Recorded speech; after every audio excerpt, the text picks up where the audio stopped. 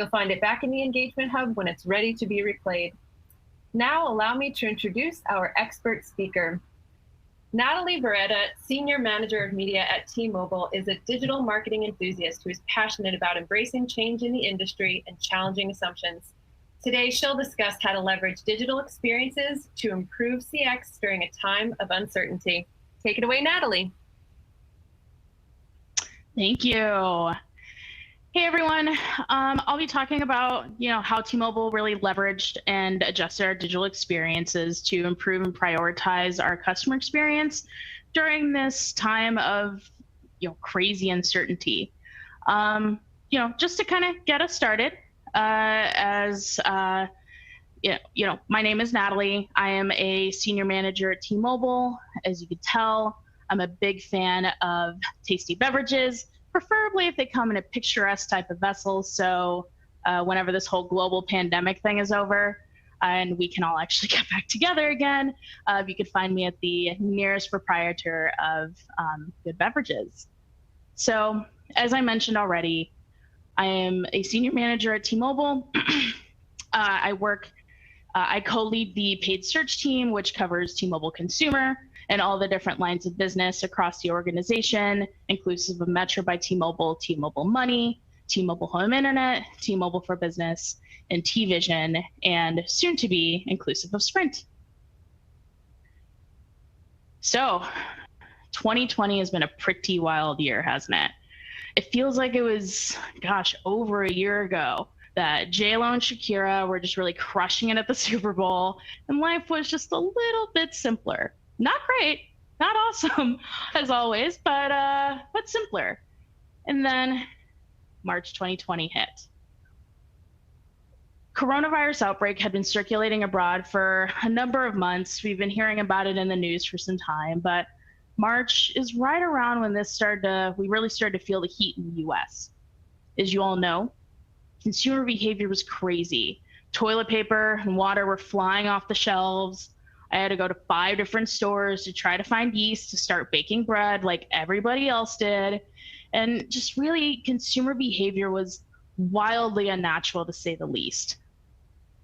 Also, there is a widespread economic impact of this, from store closings, overall stock market crashes, travel bans, just massive increases in our national unemployment rate, like how consumers were interacting with businesses was changing because as our wallets were changing at the same time. And then while this was all happening, people were really turning to their devices. Like, what do you do when you need to stay connected to people and need to stay entertained while we're all kind of in quarantine in our homes? Is we turn to our devices as other leisure activities were suspended, and media consumption really increased from there. And I feel like this all just happened so fast. Like, based on the study conducted by NRG, there was a 195% increase. Like, let that set in. 195% increase in how many people believe the outbreak was affecting what they do in their spare time over days. What's actually kind of interesting is I went on a weekend vacation, a little weekend getaway that weekend on March 12th. And, I left aware of what's happening, of course, religiously using hand sanitizer. But when I came back by March 17th, after looking at social media and seeing everything that was happening in Twitter and seeing everything that was happening abroad, like, I was in full on coronavirus anxiety mode. And, I wasn't the only one. At this point, most Americans would say coronavirus has drastically impacted their day-to-day, and the numbers really show it. Many of you on this session are likely working from home. 42% of Americans are working from home.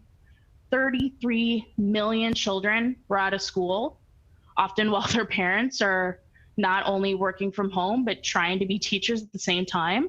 And as many folks know very personally, 40 million Americans are now unemployed. Like, this has been an unprecedented time for the world and a crisis that no one really had a playbook for. And as search marketers, we really know that changes in the world and changes in the market and how people are behaving really changes how people are engaging online. And we could see those things using the data that we have and looking at search trends. And that's what we saw. For the telecom vertical as a whole, there's a 32% drop in non-branded demand. And really, the only reason it is as high as it actually is because there was a pretty substantial uptick in wireline and internet services since people were trying to figure out the work from home setups, potentially upgrading their internet packages, things like that. So if it was just wireless alone, this trend would have definitely been deeper. Wireless really drove it, with that category alone saying a 40% drop in search volumes compared to pre-COVID. These changes in consumer behavior, as well as changes in the economy, really pose just a bunch of different challenges that, as I said before, we didn't exactly have a pandemic playbook for. So at T-Mobile, with all these different challenges, there's kind of the how we support our customers challenges, and then how do we get people what they need. Excuse me.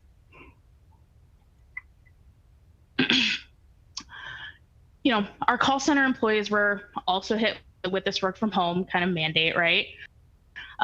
They were moving from working in our call centers to working from home. You can imagine, that's not exactly a simple task to do, especially with call centers. There's so much additional technology than many of us who just need a laptop and a phone to be able to do our jobs, right? So for them to be able to shift that over, and that, along with a number of other factors, caused our telesales and customer service lines to deal with really high bandwidth issues and long wait times, which is obviously suboptimal. Additionally, retail stores closed, just like a ton of retail stores did across the country. We closed approximately 80% of our total retail stores. And as a brand, we've always really prioritized our retail experience and frontline employees. So now, without that, you have customers who've been used to going into the store to complete whatever transactions they need to do. Those people still need our help. Something that might sound simple to many of us is making a payment becomes really challenging if things such as credit card payments and auto pay and things like that isn't really an option for you. And the only way you can pay your bill is in cash. So without the retail store, that obviously presents itself a pretty big problem. And that really kind of leads into the customers is these are the folks that we really had to prioritize during this time. And realistically, with the current state of things, their experience with us was suboptimal. Long wait times, retail stores closing, our digital experience, which I'll touch on in just a second.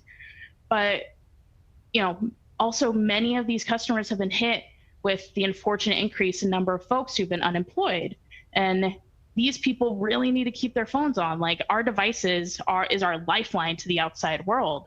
So, these people who've potentially been unemployed or been furloughed or something like that still need to stay connected to their loved ones, still, need their devices to help them find work, help them be available, things like that. So this kind of created some additional challenges for us. And then lastly, as I said, I'd get back to this digital experience. It's a little bit of a sore spot for me.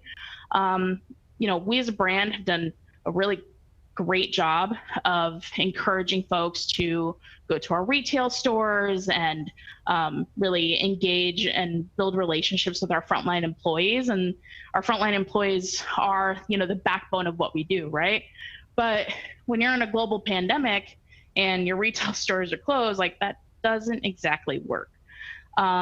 So, the one thing that we've all done is we've leaned very heavily on the internet, and every brand has really leaned very heavily on their digital experience, and having a strong digital experience is imperative. And candidly, ours was just not quite there. So my team's in these meetings and we're hearing about everything that's happening and the impacts this is having on the business. So we kind of come together and start to think what what can we do to make this better? What can we in paid search do to like help improve the customer experience and help be there for our customers? And like, yeah, these challenges are bigger than paid search, but like there has to be a way we could pivot our program to help with these enterprise challenges. So we just went back to one of our like big values as an organization is what's the right thing to do by the customer. Something that we say at T-Mobile all the time is that we're customer obsessed. So we really leaned in and said, like, let's look at these challenges and how are they affecting the customers and how do we approach this from making our customers' lives easier? So we kind of broke things out. And as I said, we really try to cater our solutions based off the customer pain points. So we really identified opportunities to like push keyword visibility, adjusting messaging, and really trying to look at these challenges from a how do we actually get our customers what they actually need. And we adopted this mantra of like, do no harm. It's a very common mantra that doctors use that, you know, whatever we want to do, we don't want to more negatively impact our customers and more negatively impact the challenges that the business is having. So everything that we do has to kind of work through this like do no harm filter. So as an organization, and this is larger than my team, but we collaborated with our web and digital partners and retail partners to be able to stand up this virtual retail experience, which would leverage our mobile experts, so our frontline employees, to be available to chat with our customers through the T-Mobile.com website, Facebook Messenger, and Apple Business Chat. This helped the digital experience that historically, as I said, it's not super intuitive to complete some, you know, pretty large transactions such as like adding a line, activating new service, activating a new device, things like that. And then about a week after that launch, actually, we were able to expand out the virtual retail experience to address some of the common issues that people were calling in for. So that way we could help positively support our strapped customer care teams, such as addressing payment questions, asking about product services, and asking about our plans. So, you know, being the paid search people that we are, we realized that, you know, this is a huge win for the organization, but we wanted to understand the impact of this. So we were able to leverage Google Drafts and Experiments, which I am personally a really, really big fan of, to run an A/B test against this virtual retail experience versus the previous digital experience. And after the test was said and done, we actually saw that performance wasn't better, but we kept on running it. That's probably kind of surprising. And that's because, A, this is a net new feature for T-Mobile, and we were looking at performance, we were looking at it from a lens that was created pre-COVID. That's not the world we live in anymore. So we needed to be able to evaluate performance from a adjusted post-COVID type of lens. The reason I call this out is because during a time of uncertainty or a time of major change, or when things are just going in a way they haven't gone before, like you can't just take things at face value. You know, value is more than just a conversion. Value can be read in a wide variety of ways. And in this case, value is provided because we did no harm.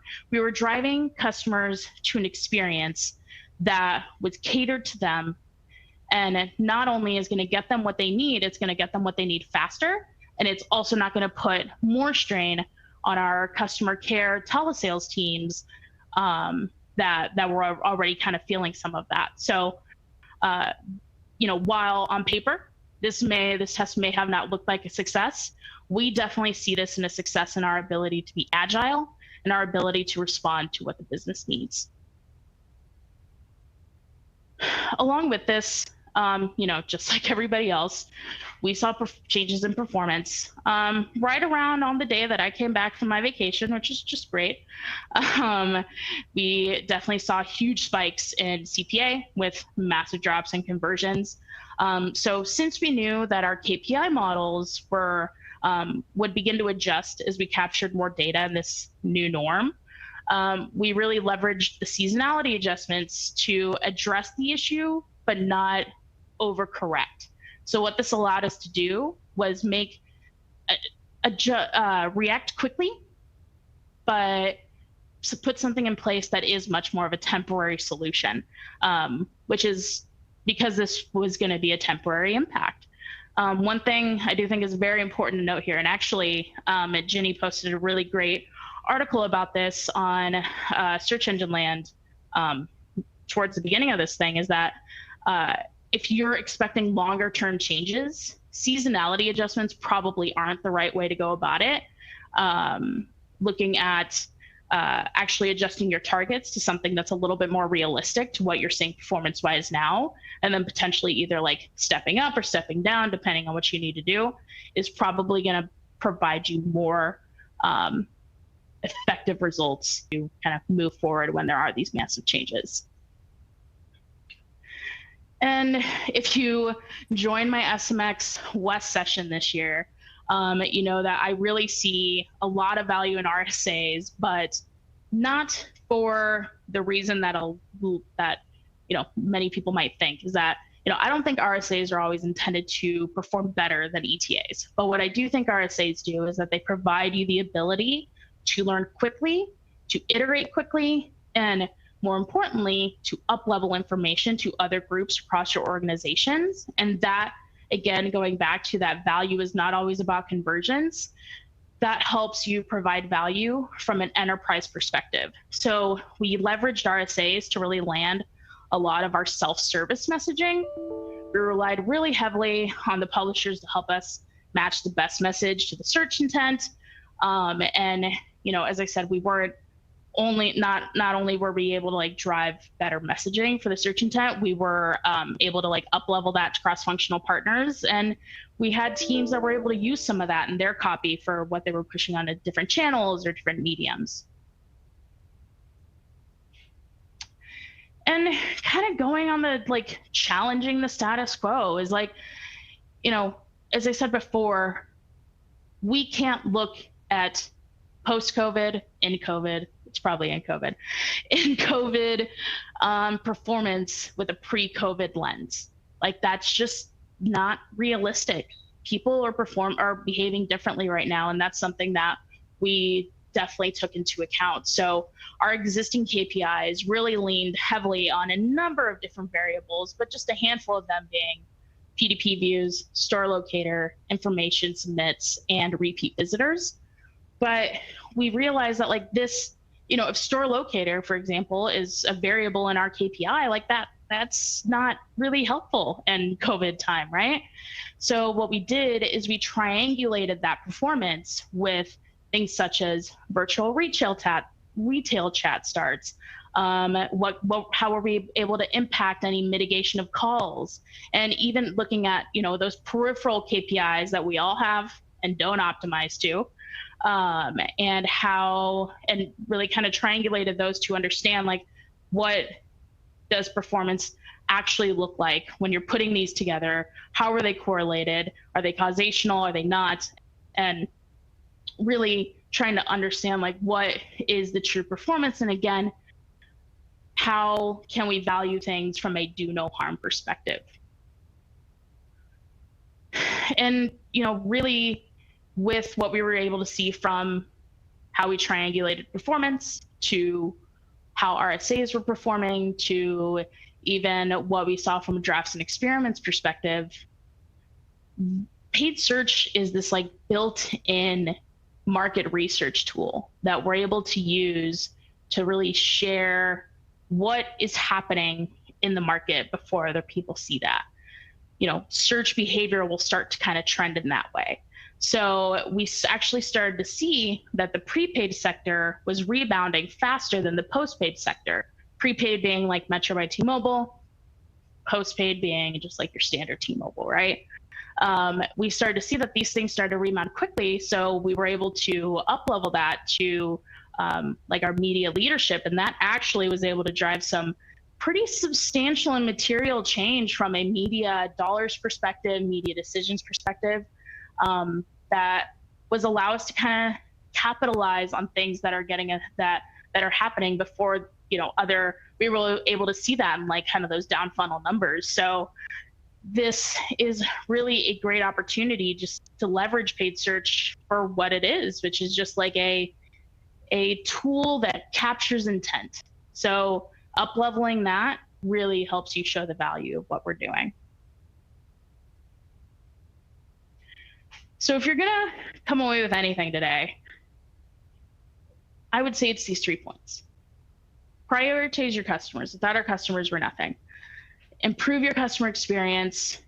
If there's anything you can do to get your customers what they need faster, to get them to get in contact with you in a faster, more efficient way, like that is no regret work. So if there's ever a time where you don't know what to do, how do we prioritize? The people are the most important people in our organization.